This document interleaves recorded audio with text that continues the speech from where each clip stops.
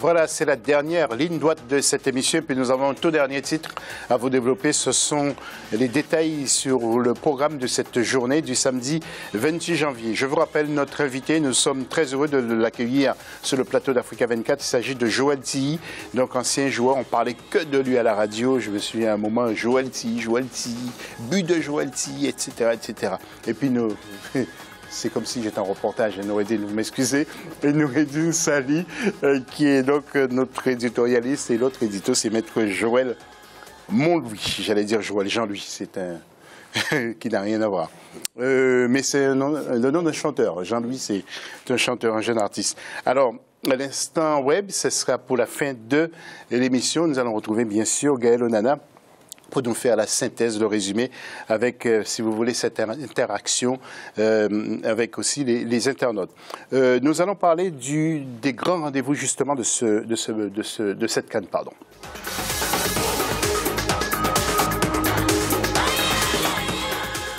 Et il s'agit bien sûr de la présentation des quarts de finale de samedi et de dimanche. Après la phase de poule, les affiches des quarts de finale de la Coupe d'Afrique des Nations sont désormais connues. L'Afrique du Nord est représentée par 3 nations sur les 8 concernées, notamment l'Égypte, la Tunisie et le Maroc, tandis qu'en Afrique subsaharienne, le public sportif peut encore compter sur les performances du Ghana, du Cameroun, du Sénégal, du Burkina Faso et de la République démocratique du Congo. Les derniers qualifiés, l'Égypte et le Ghana, ont terminé respectivement premier et deuxième du groupe D. Les Léopards de la République démocratique du Congo, qui ont fini en tête du groupe C, feront face aux Black Stars du Ghana, alors que les Lions de l'Atlas, qui ont terminé derrière les Congolais, affronteront l'Égypte. Ce 28 janvier, les premiers duels opposeront d'abord Tunisiens et Burkinabés à Libreville, ensuite Camerounais et Sénégalais à Franceville. Pour se pencher sur la 31e édition de la Coupe d'Afrique des Nations, nous avons des affiches qui valent le détour. Burkina Faso, Tunisie, et puis Sénégal, Cameroun et Égypte, Maroc. Quand c'est des rencontres qui reflètent bien le niveau de cette édition de la Coupe d'Afrique des Nations, c'est les 8 meilleures formations qui se sont hissées en quart de finale. Et donc, je pense qu'il va y avoir des jeux. Les affiches sont assez équilibrées quand même. Le choc de ce quart de finale-là, c'est le quart de finale entre Congolais et Ghanéens aura lieu le 29 janvier à Oyem, quelques heures avant la rencontre Égypte-Maroc qui devrait se tenir à Port-Gentil. À ce stade de la compétition, beaucoup espèrent que les supporters feront plus nombreux le déplacement des stades, le pays organisateur, le Gabon, n'étant plus en lice, tout comme le tenant du titre, la Côte d'Ivoire, tous deux éliminés dès les phases de poule. C'est la première fois depuis 1994 que le pays organisateur de la CAN n'ira pas en quart de finale, mais une chose est sûre, les rencontres à venir pourraient créer davantage de surprises. Je crois que quasiment tout le monde est là. Bien évidemment, on ne peut pas passer sous silence les éliminations de l'Algérie et la Côte d'Ivoire qu'on attendait au moins en quart de finale. Donc tout le monde est bien présent. Le Sénégal a montré ces derniers mois que c'était une équipe en forte progression avec un entraîneur local à l'université qui fait très très bon boulot. L'Égypte confirme son retour sur la scène et puis le Maroc également avec des renards qui ne pouvaient pas être là. Donc je pense que tous ceux qu'on attendait sont là et comme j'ai dit, il y a que peut-être l'Algérie et la Côte d'Ivoire qui font la peine. Selon certains commentateurs, ce sont les quarts de finale dont les issues peuvent déjouer la plupart des pronostics. Entre autres rencontres des plus attendues, la République démocratique du Congo, 3e de la dernière édition, va défier le Ghana, vice-champion d'Afrique en titre. Le Maroc et l'Égypte, qui se sont déjà retrouvés 5 fois en phase finale de la CAN entre 1976 et 2006, vont une nouvelle fois s'affronter, tandis que le Sénégal, de son côté, abordera son quart de finale avec un statut de favori en raison de son beau parcours au premier tour. Voilà, donc c'était un sujet de Deogracias Podo. Nous allons maintenant regarder le tableau des duels et nous allons comparer ensemble, messieurs, madame, si vous le voyez bien. Tout d'abord, le Burkina Faso, les étalons face au Ghana, les Black Stars. Alors, nous voyons que la Tunisie, plutôt, Burkina Faso-Tunisie, il y a donc un écart entre le classement. Burkina Faso, 50e place, c'est la Tunisie à la 35e place, 8e pour le Burkina Faso sur l'échiquier continentale. Et puis concernant la participation à la CAN, Tunisie 17 et une victoire. Et puis le Burkina Faso 9. Alors Noureddine Sali, qu'est-ce que ça vous appelle comme première remarque justement ce tableau? Oui, c'est vrai, si on voit ces statistiques, on voit très bien que la Tunisie a de l'avance sur le papier par rapport au palmarès du Burkina Faso. Mais si on prend actuellement, quand on voit, pour moi, cette Coupe d'Afrique, je ne peux pas me tirer vraiment une vraie idée sur une équipe qui va battre l'autre, puisque quand le pays organisateur, l'Algérie, la Côte d'Ivoire, le tenant en titre, qui sont partis très très vite. Donc, tout le monde peut battre tout le monde. C'est vrai que quand on compare le jeu des équipes, le jeu des équipes de la Tunisie c'est une équipe coriace, c'est une équipe très compacte. C'est très difficile à manier la Tunisie. Et ils savent négocier ces marches à élimination directe. Par contre, de l'autre côté de Burkina Faso, c'est une équipe ça fait pas longtemps qui a joué une finale contre le Nigeria. C'est une équipe qui a gardé pratiquement l'ossature de son équipe, même s'ils ont pris de l'âge. Mais il y a une certaine cohésion dans cette équipe-là. Je pense que le match sera très difficile pour les deux équipes, mais je ne peux pas vous donner un favori. Oui, alors la cohésion, justement, chez les Burkinabés, et puis ce marquage à la culotte, comme on dit, chez les Tunisiens, ça gêne? Ça peut poser des problèmes, justement, aux Burkinabés, Oui, ça peut poser des problèmes aux Burkinabés. Moi, je pense que c'est un match qui serait équilibré, comme l'a dit Noureddine. Aujourd'hui, on ne peut pas sortir une équipe pour dire qu'elle va gagner ce match. C'est deux équipes qui sont arrivées en quart de finale, c'est deux très bonnes équipes, donc la différence va se faire, moi je dirais, par la maturité. Donc la Tunisie qui est quand même une équipe mature, une équipe qui a de l'expérience, et aussi le Burkina Faso, comme l'a dit Noureddine, qui a joué la dernière finale. Avant c'était en Afrique du Sud. Voilà, en Afrique du Sud, qui peut aussi nous surprendre parce que il y a de très bons joueurs, mais je dirais que si le Burkina Faso n'arrive pas à marquer dans 87-88 minutes, pour moi, la Tunisie peut quand même peut renverser la situation. Nous allons voir maintenant le Sénégal. C'est ce match qui est attendu face au Cameroun. Voir un peu le tableau des duels, comparer en quelque sorte pour essayer de tirer une analyse. Alors, bien sûr, sur le papier, Joël Montlouis, lorsque vous regardez, ça vous inspire un commentaire. Le Sénégal, 33e à la FIFA, 65e pour le Cameroun. Première nation sur le continent, 13e pour le Cameroun. Avec, bien entendu, le Cameroun, 4 victoires à la CAN. Et donc le Sénégal, 12 participations. Donc, qu'est-ce que ça vous inspire? Un petit commentaire, Joël Montlouis?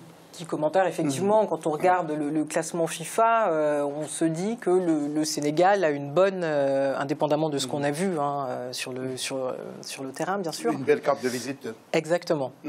Donc elle annonce un certain nombre de choses, et ensuite, quand on voit ce qui a été fait sur le terrain, mais on le développera un petit peu plus tard, on a envie, effectivement, de s'en tenir à ça et de pronostiquer, même si, effectivement, ça va être assez compliqué. On a deux quarts de finale, enfin, on en a 4 au total qui vont être magnifiques. Effectivement, le Sénégal-Cameroun risque d'être particulièrement beau et particulièrement difficile. Mais je pense, effectivement, que le Sénégal est en bonne position, à mon avis, pour aller très loin. D'accord. Bon, vous allez vous faire des ennemis camerounais. Joël, avant de retrouver Noureddine. Au Sénégal-Cameroun, moi je dirais que c'est deux équipes athlétiques, deux équipes physiques. Mais je m'en penchais un peu pour le Sénégal quand même, techniquement, qui a de très bons joueurs. Donc techniquement, ça va se jouer un peu. Ils sont de bons joueurs, les Sénégalais. Tactiquement, les deux équipes sont bonnes, mais techniquement, moi, ça va se jouer là, le match. Oui. Noureddine, si vous me permettez le terme, le Sénégal va pulvériser le Cameroun, vous pensez? Non, je ne pense pas. J'exagère. Non, ça se dit aussi. Mais je pense dans ce match-là que Joël vient de le dire, si les statistiques le parlent. Même si actuellement sur la CAN elle-même et la phase finale, les statistiques, ces chiffres-là ne veulent rien dire. Parce qu'on a vu ce qui s'est passé dernièrement. Je pense que cette équipe de Cameroun, il est arrivé... Oui, mais si ces chiffres sont là, c'est parce que ce sont des chiffres qui ont été étudiés. Non, pas étudier, c'est que le on voit les résultat. C'est le Oui, résultat qu'ils ont si fait. vous Le analysez, Sénégal oui. a fait 6 sur 6 sur les éliminatoires. Mais le Cameroun ne se porte pas bien non plus en ce moment. Non, c'est ça. Je voulais dire, c'est cette équipe de Cameroun qui est arrivée avec un certain doute dans cette compétition, avec l'absence, l'armada de joueurs, les Choupo-Moting. Mais les joueurs n'ont pas d'expérience non plus. Je ne sais pas, Joël aussi. C'est ça, cette équipe qui est montée en puissance. Du Cameroun? Oui, ah oui, t'as des joueurs quand même qui... Oui, Nkoulou. On parle le nombre par rapport au Sénégal. Non, ça n'a rien à voir. Non, ça n'a rien à voir. Ça n'a rien à voir. Non. José, cette équipe qui monte en puissance et rentrait tout doucement, et au fur et à mesure, on voit une équipe qui a faim, une équipe qui a quand même un palmarès, une équipe qui peut-être a regardé dans le rétroviseur et voit très bien que, bon, en 82, c'était le Cameroun, en 86, c'était le Cameroun, donc le Cameroun, les grandes équipes, comme on dit, ne meurent pas. C'est vrai qu'en face, c'est une équipe qui est arrivée avec le costume de favori. Tout le monde attend les Sénégalais, et c'est une équipe qui peut s'y reprendre à n'importe quel moment. C'est ça ce qui est la force de cette équipe de Sénégal, c'est qu'elle peut marquer à n'importe quel moment. Elle peut endormir l'adversaire comme il peut partir pour marquer. Donc ça sera aussi un match au couteau entre un entraîneur africain qui a fait des bons boulots et qui connaît son groupe, avec un Sadio Mané, comme tu l'as évoqué tout à l'heure, à la baguette. Je pense que ça sera très très difficile de la part du Cameroun pour battre cette équipe de Sénégal. Une toute dernière question, vous répondez sur écho. Joël, combien de buts? Vous voyez quelle victoire du Sénégal, combien? 2-1 pour le Sénégal. Noureddine? 1-0. Pour le Sénégal? Ouais. Et Joël? 2-1 pour le Sénégal. Oh, bon. Eh bien, messieurs, nous allons remonter le temps. Et avant de voir les images, juste vous dire que nous allons vous rafraîchir la mémoire avec cette finale de 2002 de la CAN. C'était au Mali, au stade du 26 mars à Bamako, en présence de 50 000 spectateurs. L'arbitre central était un Égyptien, M. Gamal Al-Gandour. 0-0. Ouais, vous le connaissez aussi, Gamal Al-Gandour, c'est un très grand. Il a fait même la Coupe du Monde de 94. Je te rappelle de lui, je pense. Ouais.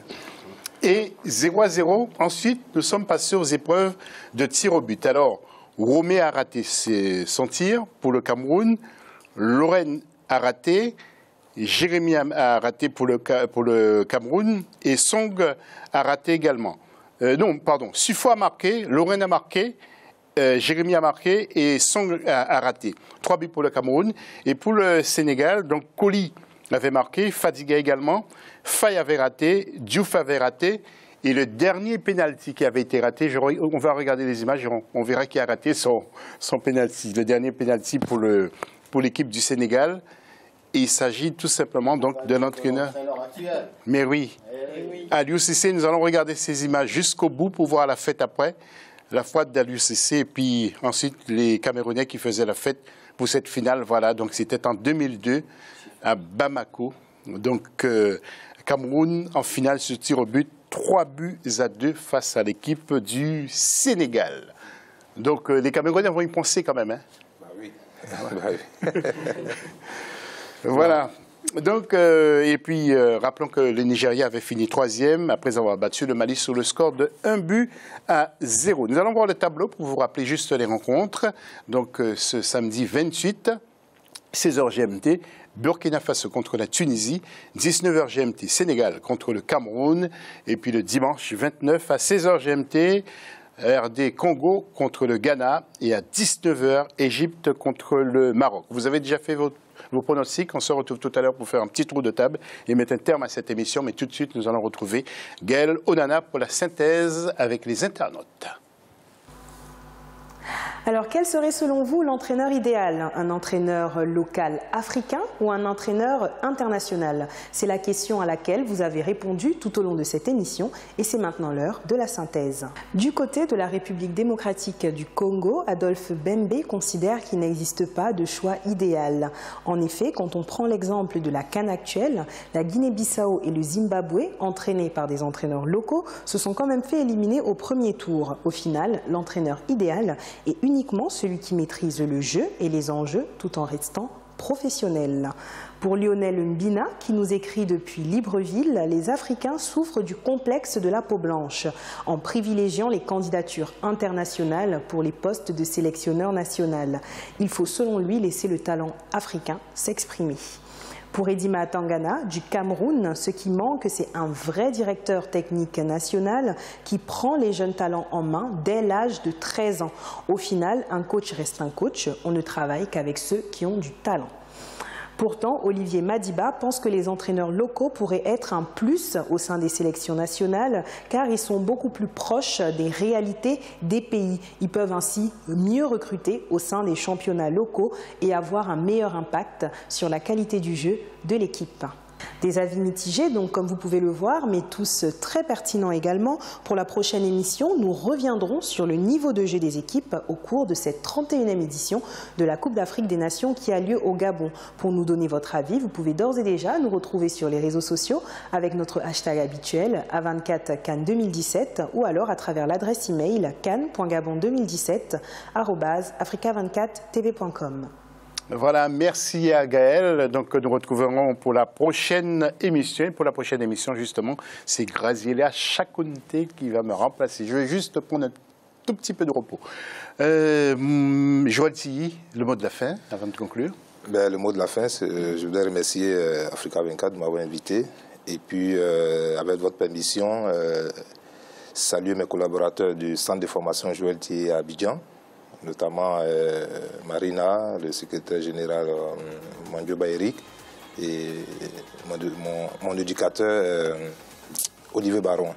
Et je salue aussi tous mes jeunes joueurs. Voilà, ça m'a fait plaisir aussi de vous voir parce que j'ai tellement entendu parler de vous à la radio. Merci. Et ça nous a fait plaisir de vous voir ici. Et merci, puis, merci encore Joël. Noureddine Sali, un petit mot aussi? Oui, c'était un plaisir d'abord de partager ce moment avec Joël que j'ai suivi quand il était à Lens surtout. C'est là que j'ai découvert ce grand joueur, ce grand attaquant. Mais de ma part, je souhaite à toutes les équipes bonne chance avec un petit penchant pour le Maroc, on verra bien. Voilà. Parce que je vous sens un peu triste, mais moi, réveillez-vous, ça va bien. Le dimanche soir, tu m'appelleras, je serai en forme. Ça va se faire. J'ai mis le Maroc dernière. Joël Montlouis, elle qui va prendre quelques jours de repos, qui va partir loin en Australie, je pense. Elle a un petit mot de la fin. Malheureusement, ce ne sera pas du repos, ce sera plutôt du travail, mais je souhaite à tous, parce que moi je ne pourrais pas revenir à une bonne canne, du beau jeu, de belles choses, parce que on en a vu de très belles jusqu'à présent et je pense que ça va continuer. Et j'en profite également pour saluer mes amis de la CAF qui œuvrent pour pouvoir nous offrir du beau spectacle. Et je sais qu'ils nous regardent ce soir et je les en remercie. Voilà, est-ce que vous voulez rendre le moral de Noureddine plus bas? Est-ce que vous pouvez nous faire un pronostic sur Maroc, Égypte? Malheureusement, je ne vais pas lui casser le moral, parce que je pense effectivement que le Maroc va passer. Voilà, mais il a le sourire. Enfin, merci à tous. Merci à tous de nous avoir suivis et puis restez fidèles à Africa 24 dans quelques instants. D'autres infos sur votre chaîne. À bientôt.